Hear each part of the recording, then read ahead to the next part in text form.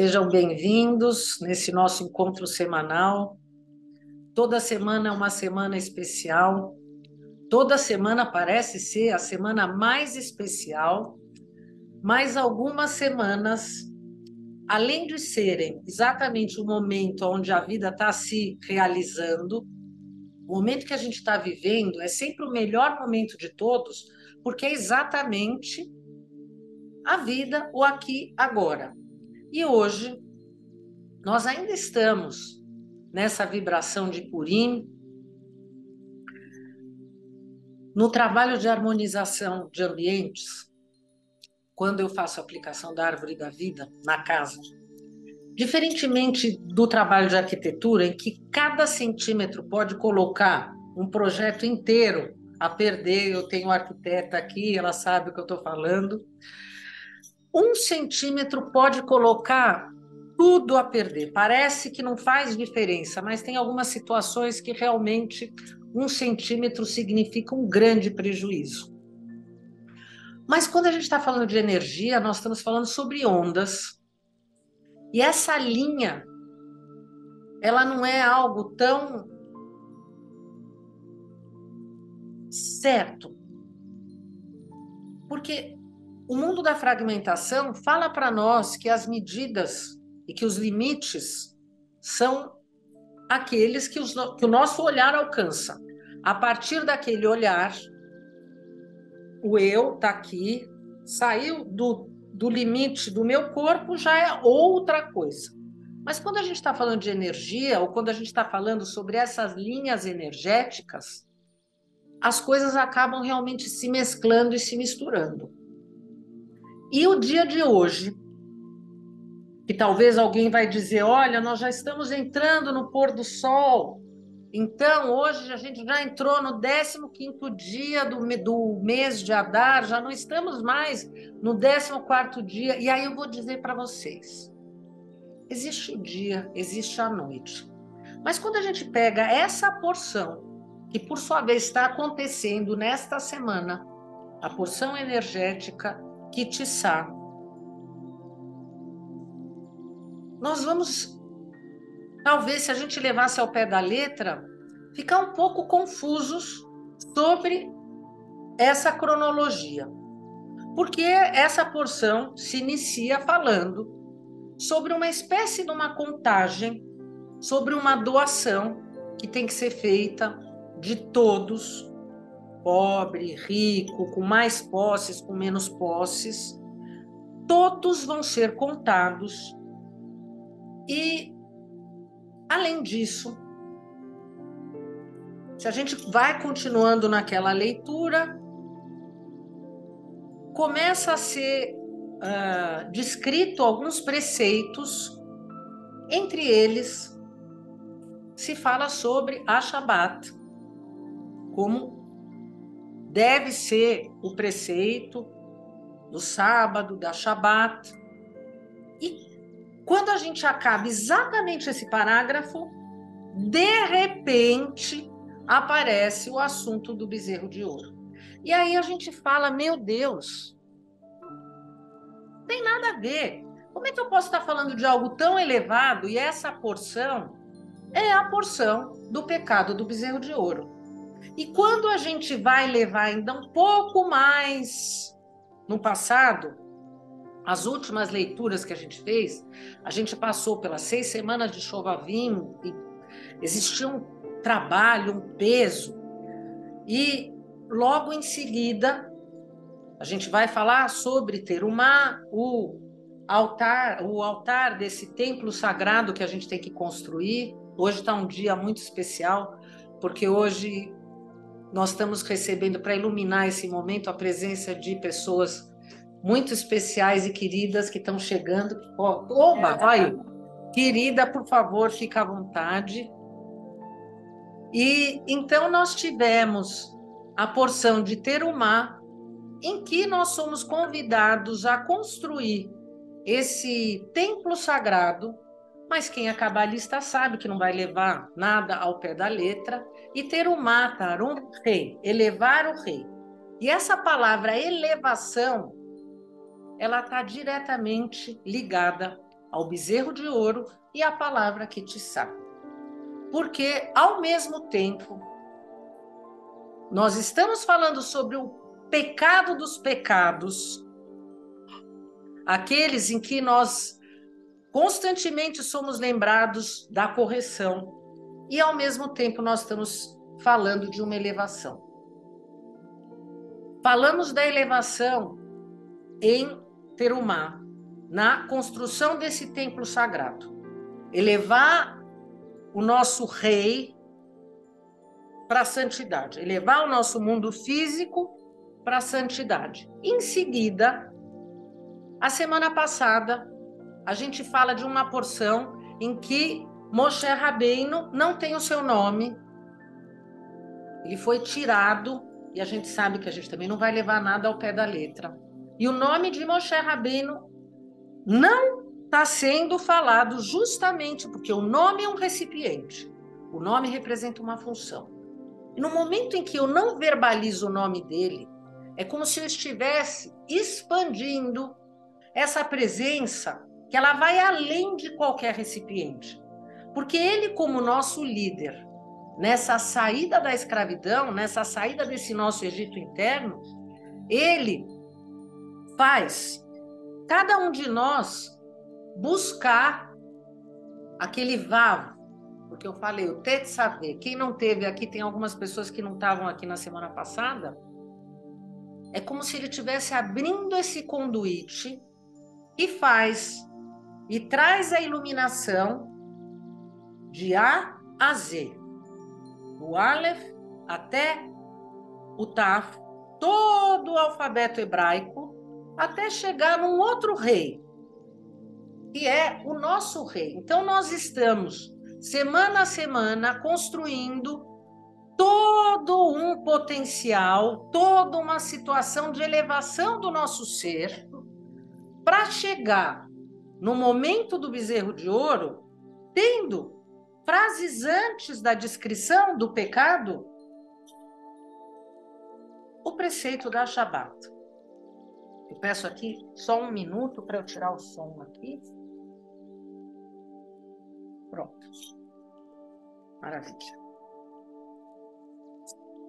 Quem segue semana a semana, quando chega nesse momento e pensa no pecado do bezerro de ouro, que acontece na mesma semana em que a vitória da luz, um grande genocídio contra o povo hebreu, aquele que deveria ser o povo escolhido. E o pecado do bezerro de ouro, depois de tudo que o povo hebreu conseguiu conquistar. Eu falei para vocês da cronologia. Tanto a história da Megilá de Esther, quanto essa história que se apresenta agora no bezerro de ouro, representam exatamente essa nossa vida, que parece ser um caos, mas que por trás é puro milagre, porque o milagre já foi criado, o milagre já está aí. Pegar a Torá e tentar encontrar essa história cronológica é desmerecer o nosso Criador. Porque o nosso Criador entregou para nós esse manual exatamente no melhor formato para que cada um de nós pudesse se fortalecer, pudesse fazer aquele trabalho, como é que a gente chama a palavra? Como é que a gente chama quando a gente quer fazer tipo um trabalho de prevenção? Então, eu já estou trabalhando o meu sistema imunológico para eu não cair. O Criador já está colocando essas porções todas, que se eu pegasse a ordem cronológica, eu deveria começar essas últimas porções com o pecado do bezerro de ouro, porque todo o resto aconteceu depois. Mas o que acontece aqui exatamente como a nossa vida? As coisas parecem que acontecem fora de uma cronologia. Mas a cronologia que elas se apresentam é a melhor cronologia para que a gente possa expandir o nosso recipiente através de cada um dos desafios. Porque se eu não enfrentar essa escuridão, eu vou permanecer no mesmo lugar. Mas ele, o nosso Criador, que é puro amor, ele não está jogando em cima de nós a dor. Ele está jogando em cima de nós a possibilidade da gente criar os nossos próprios méritos. O pecado do bezerro de ouro e Purim. Aprender da história, assim como sempre fala o nosso querido Rabino. Aprender da história. Aprender a história não muda nada dentro de nós. Eu posso saber a Bíblia inteira, todos os versículos, tudo, todos os personagens, eu posso saber tudo de cor, mas se eu não conseguir aplicar esses ensinamentos com esse olhar, que a gente falou muito sobre ele na semana passada, que tá um olhar que está fora do pode e não pode, um olhar que está fora do rito pelo rito, um olhar que traz uma vivência que entende que ao praticar um preceito, eu estou abrindo dentro do meu ser a possibilidade de eu alcançar uma cura.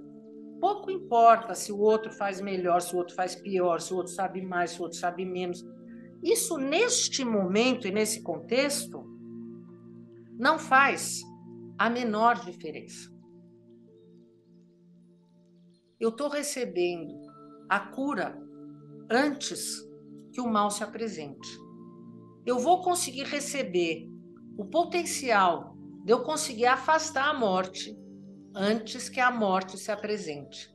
E aqueles questionamentos, porque aqui ninguém está para dizer o que é certo ou o que é errado, mas o questionamento, que é o que faz a gente se mover e se transformar. O primeiro questionamento que eu fiz quando eu comecei a pensar no que a gente iria estar vendo essa semana, se Deus sabe tudo, a troco do que essa história desse bezerro de ouro? Por que a gente tem que ficar escutando essa conversa? Meu Deus! E se o pecado do bezerro de ouro, porque aí o meu pensamento foi indo mais longe, se o pecado do bezerro de ouro existiu, se Moisés subiu o Monte Sinai para trazer essas tábuas, que a gente já está falando delas há semanas, Yetró, Mishpatim, nós estamos falando sobre essas leis. Por que é, então, e ele está indo para fazer a correção do pecado de Adão e Eva, a queda. Afinal, essa gente viu tudo isso, abriu o mar, ainda eles vão fazer um bezerro de ouro. Então, se tem essa correção do pecado de Adão e Eva, não era melhor o Criador ter feito lá no Jardim do Éden só a árvore da vida? Para que tem que ter essa história dessa árvore, do conhecimento do bem e do mal? Se o paraíso é perfeito, se estava tudo perfeito, para que é que tinha que ter a árvore do conhecimento do bem e do mal? Se o Criador sabia que ia pecar, que ia cair, que ia acontecer tudo que aconteceu, por que é que tinha que ter tudo isso? E se era para construir um ídolo, por que é que tinha que ser um bezerro? Por que é que tinha que ser esse boi? Esse boizinho que saiu aí andando, dançando. Para quê toda essa situação? Essas são as nossas perguntas. Por que é que a gente precisa passar pelos sofrimentos? Por que é que é tão difícil aprender? Por que é que a gente continua repetindo os mesmos erros? Por que é que mesmo quando eu quero acertar e eu fico pensando nas coisas que eu já passei, nos sofrimentos que eu já criei para mim e para o outro, e muitas vezes eu quero aprender e eu estou muito focado nos meus acertos, e mesmo assim, de novo, a inveja, a raiva, o estresse, a indiferença, o sentimento de superioridade, de achar que eu sou melhor do que o outro. E a gente escuta falar sobre esse tal desse Amaleque. A gente escuta muito falar sobre a incerteza. O Amaleque traz a incerteza. Mas mais do que a incerteza, quem acabou contaminando o povo hebreu para fazer o pecado do bezerro de ouro, a multidão misturada, isso é uma consciência. Esse povo não é um povo físico. Esse povo é uma consciência que está presente aqui desde o início dos tempos, que na época do dilúvio, ele não foi eliminado, ele permaneceu, ele continuou. Os anjos caídos, nós tivemos lá, naquela história, 5 tipos de consciências e uma delas permaneceu, que é a consciência do Amaleque. E quando essa consciência do Amaleque se apresenta, o que se apresenta junto? Algo que nos hipnotiza, essa feitiçaria de fazer uma espécie de uma hipnose, em que a gente, mesmo sabendo o certo, ingenuamente, a gente para de pensar, e essa paralisia dessa hipnose faz com que a gente se esqueça de tudo aquilo que a gente está aprendendo aqui, que a gente lembra, que a gente está aprendendo não, porque imagina, nós não estamos aqui aprendendo nada, a gente está relembrando. O Amaleque é a fonte das discussões. Porque no momento em que eu estou com o outro, eu olho para o outro e eu acho que eu tenho razão, e eu começo a criar um conflito achando que a minha razão está acima da razão do outro. E tudo acontece.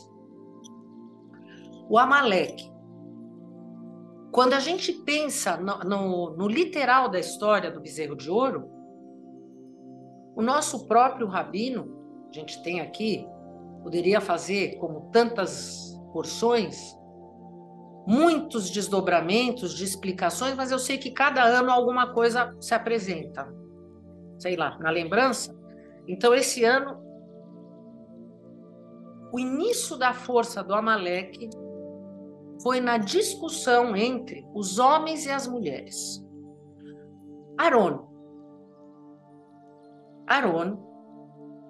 fez dentro da cabeça dele uma estratégia, uma tática para ganhar tempo. Essa multidão misturada começou a tirar a certeza da presença de Moshe Rabbeinu. Olha, ele subiu, ele não desceu. Alguns sábios, inclusive, falam que dentro dessa magia, ele conseguiu mostrar para o povo, eles conseguiram mostrar para o povo uma imagem de Moshe Rabbeinu deitado com vários anjos em volta dele. E o povo pensa, gente, ele subiu faz 40 dias, sem água, sem comida, realmente, ele não vai sobreviver, não sobrevive. E a dúvida. E essa multidão misturada queria o quê? Criar uma liderança, mas uma liderança que foi aceita pelo povo, por quê? Porque o que lá no fundo a gente quer? A gente quer acreditar em coisas que a gente consegue segurar fisicamente. É muito difícil para nós acreditar naquilo que a gente não vê. um líder que fosse de carne e osso. Esse Deus de Moisés, que está lá em cima e que agora vai fazer a gente morrer porque não tem. Moisés não vai descer. Como é que a gente vai sobreviver a esse caos que a gente está enfrentando aqui agora? A gente precisa ter um líder que a gente possa pegar. E assim, essa condição foi sendo aceita, incorporada, e ela vai crescendo. Eu só acredito naquilo que eu vejo. Eu só me sustento na base da matéria. Ah, espiritualidade, isso é coisa para pessoa fraca. Isso não é coisa para pessoa que tem a força de ser um vencedor na vida. A vitória a gente só consegue através da fisicidade. E esse conceito, ele é incorporado dentro de nós desde sempre. Ele já está dentro de nós. Por isso, quando a gente fala da fé ingênua, algo dentro de nós chama a nossa alma e cria em momentos em que a gente tem que igual a manada, abaixar a cabeça. Eu sei que quem está aqui não tá nessa vibe da manada, mas a gente ainda assim tem um longo caminho para trilhar. Mas às vezes a gente abaixa a cabeça e segue o caminho da manada e a gente não percebe, porque ingenuamente a gente já se deixou ser contaminado por essa energia. E o que essa energia faz? Por que ela ganha muito terreno dentro de nós? Porque ela afasta de nós a dor da morte, numa espécie de anulação dessa nossa busca, porque para aprendizado, para aprender, para vivenciar, a gente enfrenta a dor. E a gente não quer enfrentar a dor. Então, é muito mais cômodo não ver a condição do escravo. Isso a gente já repetiu aqui quantas vezes. É muito mais fácil tirar o escravo da escravidão do que tirar a escravidão do escravo. Essa consciência da responsabilidade, a gente não quer. A gente quer sim dizer que o outro é culpado, que Deus é culpado, que o Erevrado é o culpado, que o meu vizinho é o culpado, o marido, o filho, todo mundo é culpado. É muito mais fácil. A gente entrou nessa. Essa hipnose, desse feitiço, dessa magia. Nós não queremos sentir essa dor da morte.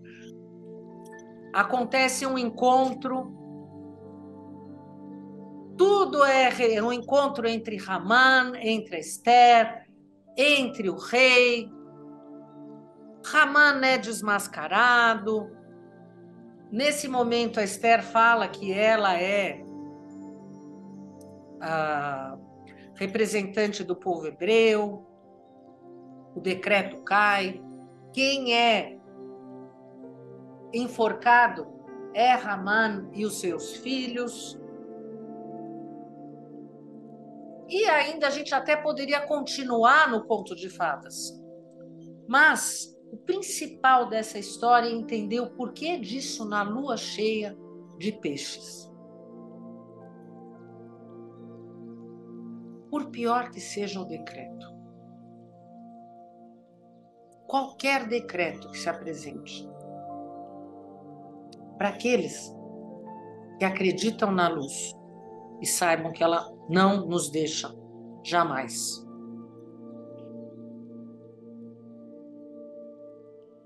Cada um de nós está, é a lembrança. Essa é a lembrança para trazer a certeza. Por pior que seja o decreto, Cada um de nós está no lugar certo, na hora certa, no momento mais perfeito. Por amor, muitas vezes a gente precisa realmente ser exprimido